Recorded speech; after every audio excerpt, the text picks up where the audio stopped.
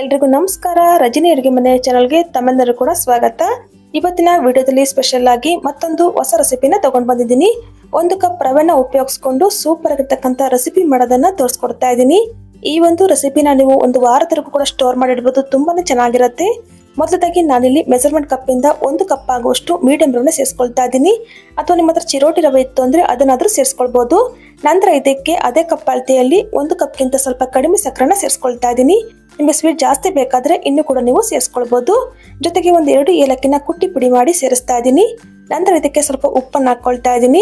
2 ಚಿಟಿಕೆಯಷ್ಟು ಉಪ್ಪನ್ನು ಹಾಕೊಂಡಿದ್ದೀನಿ. ಹಾಗೇನೆ ಇದಕ್ಕೆ 1 ಟೇಬಲ್ ಸ್ಪೂನ್ ಅಷ್ಟು ಬಿಳಿ ಎಳ್ಳನ್ನ ಹಾಕೊಳ್ತಾ ಇದ್ದೀನಿ. ಹಾಕೊಂಡು ಇದನ್ನು ಚೆನ್ನಾಗಿ ಒಂದ್ಸಲ ಮಿಕ್ಸ್ ಮಾಡ್ಕೊಳ್ಳೋಣ. ನೀವು ಇಲ್ಲಿ ಸಕ್ಕರೆ ಬದಲಾಗಿ ಬೆಲ್ಲನಾದ್ರೂ ಹಾಕೊಳ್ಬಹುದು. ನೋಡಿ, ರೀತಿಯಾಗಿ ಸಕ್ಕರೆ ರವೆ ಎಲ್ಲ ಹೊಂದ್ಕೊಳ್ಳೋ ರೀತಿ ಚೆನ್ನಾಗಿ ಮಿಕ್ಸ್ ಮಾಡ್ಕೊಂಡು ಇದನ್ನ ಇವಾಗ ಪಕ್ಕಕ್ಕೆ ತಿರ್ಕೊಳ್ತಾ ಇದ್ದೀನಿ. ನೆಕ್ಸ್ಟ್ ಇವಾಗ ಗ್ಯಾಸ್ ಆನ್ ಮಾಡಿ ಒಂದು ಪ್ಯಾನ್ ಇಟ್ಕೊಂಡಿದ್ದೀನಿ. ಅದಕ್ಕೆ ಸಕ್ಕರೆ ಮತ್ತೆ ರವೆ ತಗೊಂಡಿದ್ನಲ್ಲ, ಅದೇ ಕಪ್ ಅಳತೆಯಲ್ಲಿ 1.5 ಕಪ್ ಆಗುವಷ್ಟು ನೀರನ್ನು ಸೇರಿಸ್ಕೊಳ್ತಾ ಇದ್ದೀನಿ. 1 ಕಪ್ ರವೆಗೆ 1.5 ಕಪ್ ಅಷ್ಟು ನೀರನ್ನು ಸೇರಿಸ್ಕೊಳ್ಳಿ. ನಂತರ ಇದಕ್ಕೆ 1 ಟೇಬಲ್ ಸ್ಪೂನ್ ಅಷ್ಟು ತುಪ್ಪನ ಸೇರಿಸ್ಕೊಳ್ತಾ ಇದ್ದೀನಿ. ತುಪ್ಪನ ಸೇರಿಸ್ಕೊಂಡು ನೀರು ಚೆನ್ನಾಗಿ ಬಿಸಿ ಆಗೋದಕ್ಕೆ ಬಿಡ್ತಾ ಇದ್ದೀನಿ. ನೋಡಿ, ಈ ರೀತಿಯಾಗಿ ನೀರು ಚೆನ್ನಾಗಿ ಬಿಸಿ ಆಗಿದ ನಂತರ ಗ್ಯಾಸ್ ಅನ್ನ ಲೋ ಫ್ಲೇಮ್ ಅಲ್ಲಿ ಇಟ್ಕೊಂಡು ಮಿಕ್ಸ್ ಮಾಡಿ ಇಟ್ಕೊಂಡಿದ್ವಲ್ವಾ ರವೆ ಮತ್ತೆ ಸಕ್ಕರೆನ ಹಾಕೊಳ್ತಾ ಇದ್ದೀನಿ. ಉರಿ ಮಾತ್ರ ಕಡಿಮೆ ಇಟ್ಕೊಂಡು ಈ ರೀತಿಯಾಗಿ ಕೈ ಬಿಡದೆ ಮಿಕ್ಸ್ ಮಾಡ್ಕೊಳ್ಬೇಕು. ರವೆ ಎಲ್ಲ ಚೆನ್ನಾಗಿ ಬೆಂದು ಸ್ವಲ್ಪ ಗಟ್ಟಿ ಆಗಬೇಕು. ಅಲ್ಲಿವರೆಗೂ ಕೂಡ ಕೈ ಬಿಡದೆ ಚೆನ್ನಾಗಿ ಇದನ್ನ ಮಿಕ್ಸ್ ಮಾಡ್ಕೊಳ್ಳಿ. ಹಾಗೆ ಫ್ರೆಂಡ್ಸ್, ನಮ್ಮ ಚಾನಲ್ ಅಲ್ಲಿ ಇದೇ ತರ ಸಿಂಪಲ್ ಆಗಿ ಡಿಫ್ರೆಂಟ್ ಆಗಿರ್ತಕ್ಕಂಥ ರೆಸಿಪಿಗಳನ್ನ ತೋರಿಸ್ತಾ ಇದ್ದೀನಿ. ದಯವಿಟ್ಟು ನಮ್ಮ ಚಾನಲ್ ನ ಸಬ್ಸ್ಕ್ರೈಬ್ ಮಾಡ್ಕೊಂಡು ಸಪೋರ್ಟ್ ಮಾಡಿ. ಇವಾಗ ನೋಡಿ, 1 ರಿಂದ 2 ನಿಮಿಷ ರೀತಿಯಾಗಿ ಚೆನ್ನಾಗಿ ಮಿಕ್ಸ್ ಮಾಡ್ಕೊಂಡ್ರೆ ಸಾಕು. ನೋಡ್ತಾ ಇರ್ಬೋದು, ತಳ ಕೂಡ ಚೆನ್ನಾಗಿ ಬಿಡ್ಕೊಂಡು ಬಂದಿದೆ. ಇಷ್ಟಾದ್ರೆ ಸಾಕು. ಇವಾಗ ನಾನು ಗ್ಯಾಸ್ ಅನ್ನ ಆಫ್ ಮಾಡ್ಕೊಳ್ತಾ ಇದ್ದೀನಿ. ಆಫ್ ಮಾಡ್ಕೊಂಡು ಒಂದು ಮುಚ್ಚಳ ಮುಚ್ಚಿಬಿಟ್ಟು ಒಂದು 5 ನಿಮಿಷದನ್ನ ಹಾಗೇನೆ ಬಿಡ್ತಾ ಇದ್ದೀನಿ. ರವೆ ಇನ್ನು ಸ್ವಲ್ಪ ಸಾಫ್ಟ್ ಆಗಬೇಕು. ಇವಾಗ 5 ನಿಮಿಷ ಆಗಿದ ನಂತರ ಓಪನ್ ಮಾಡಿ ತೋರಿಸ್ತಾ ಇದ್ದೀನಿ. ನೋಡ್ತಾ ಇರ್ಬೋದು, ಹಿಟ್ಟು ಚೆನ್ನಾಗಿ ಸಾಫ್ಟ್ ಆಗಿದೆ. ಈ ರೀತಿಯಾಗಿದ್ರೆ ಕರೆಕ್ಟ್ ಆಗಿದೆ ಅಂತ ಅರ್ಥ. ಇವಾಗ ಇದನ್ನ ಒಂದು ಮಿಕ್ಸಿಂಗ್ ಬೌಲ್ಗೆ ಸೇರಿಸ್ಕೊಂಡು ಕಂಪ್ಲೀಟ್ ಆಗಿ ತಣ್ಣಗಾಗೋದಕ್ಕೆ ಬಿಡ್ತಾ ಇದ್ದೀನಿ. ಕೈಗೆ ಮುಟ್ಟುವಷ್ಟು ಬಿಸಿ ಇದ್ರೆ ಸಾಕು. ಇವಾಗ ಕೈಗೆ ಸ್ವಲ್ಪ ತುಪ್ಪನ ಸರ್ಕೊಂಡು ಈ ರೀತಿಯಾಗಿ ಚೆನ್ನಾಗಿ ನಾದ್ಕೊಳ್ತಾ ಇದ್ದೀನಿ. ನಾವು ಚಪಾತಿ ಹಿಟ್ಟನ್ನ ಯಾವ ರೀತಿಯಾಗಿ ನಾದ್ಕೊಳ್ತೀವೋ ಅದೇ ರೀತಿಯಾಗಿ ನಾದ್ಕೊಳ್ಬೇಕು. ನೋಡಿ, ಹಿಟ್ಟನ್ನ ಈ ರೀತಿಯಾಗಿ ಸಾಫ್ಟ್ ಆಗಿ ಕಲ್ಸ್ಕೊಳ್ಬೇಕಾಗತ್ತೆ.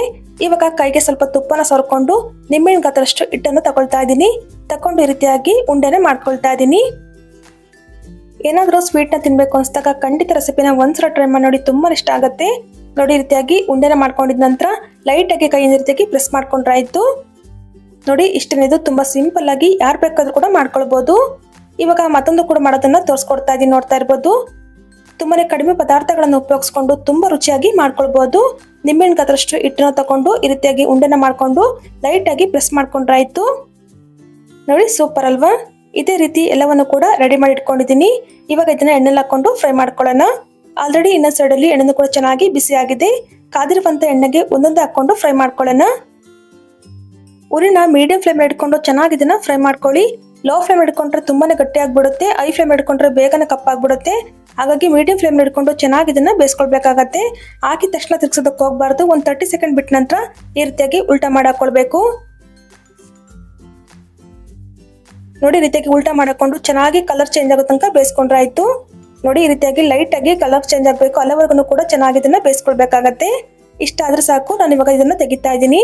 ನೋಡ್ತಾ ಇರ್ಬೋದು ಎಷ್ಟು ಚೆನ್ನಾಗಿ ಬಂದಿದೆ ಅಂತ. ಈ ರೀತಿಯಾಗಿ ಒಂದು ಸ್ಪೂನ್ ಇಂದ ಪ್ರೆಸ್ ಮಾಡ್ಕೊಂಡ್ರೆ ಆಯ್ತು. ಲೈಟ್ ಆಗಿ ರೀತಿಯಾಗಿ ಪ್ರೆಸ್ ಮಾಡ್ಕೊಳ್ಳಿ. ಇದೇ ತರ ಎಲ್ಲವನ್ನು ಕೂಡ ಫ್ರೈ ಮಾಡ್ಕೊಂಡ್ರೆ ಆಯ್ತು. ತುಂಬಾನೇ ಚೆನ್ನಾಗಿರುತ್ತೆ. ಮೇಲ್ಗಡೆ ಕ್ರಿಸ್ಪಿಯಾಗಿ ಒಳಗಡೆ ಸಾಫ್ಟ್ ಆಗಿ ತಿನ್ನೋದಕ್ಕಂತೂ ಸೂಪರ್ ಆಗಿರುತ್ತೆ. ಖಂಡಿತ ರೆಸಿಪಿನ ಒಂದ್ಸಲ ಟ್ರೈ ಮಾಡಿ ನೋಡಿ. ಹಾಗೆ ಟ್ರೈ ಮಾಡಿದ ನಂತರ ಯಾವ ರೀತಿ ಬಂತಂತನೂ ಕೂಡ ಕಮೆಂಟ್ ಮೂಲಕ ತಿಳಿಸ್ಬೋದು. ಸೊ ನೋಡಿದ್ರಲ್ಲ ಫ್ರೆಂಡ್ಸ್, ಇವತ್ತಿನ ವಿಡಿಯೋ ನಿಮಗೆ ಸ್ವಲ್ಪನಾದ್ರೂ ಇಷ್ಟ ಆಗಿದ್ರೆ ವಿಡಿಯೋಗೊಂದು ಲೈಕ್ ಮಾಡಿ. ಹಾಗೆ ಫ್ರೆಂಡ್ಸ್ ಫ್ಯಾಮಿಲಿ ಜೊತೆ ಕೂಡ ಶೇರ್ ಮಾಡಿ. ಮತ್ತಷ್ಟು ಇದೇ ತರ ಸಿಂಪಲ್ ಅಂಡ್ ಕ್ವಿಕ್ ರೆಸಿಪಿಗಾಗಿ ದಯವಿಟ್ಟು ರಜನಿ ಅಡುಗೆ ಮನೆ ಚಾನಲ್ನ ಸಬ್ಸ್ಕ್ರೈಬ್ ಮಾಡ್ಕೊಂಡು ಸಪೋರ್ಟ್ ಮಾಡಿ. Thank you for watching.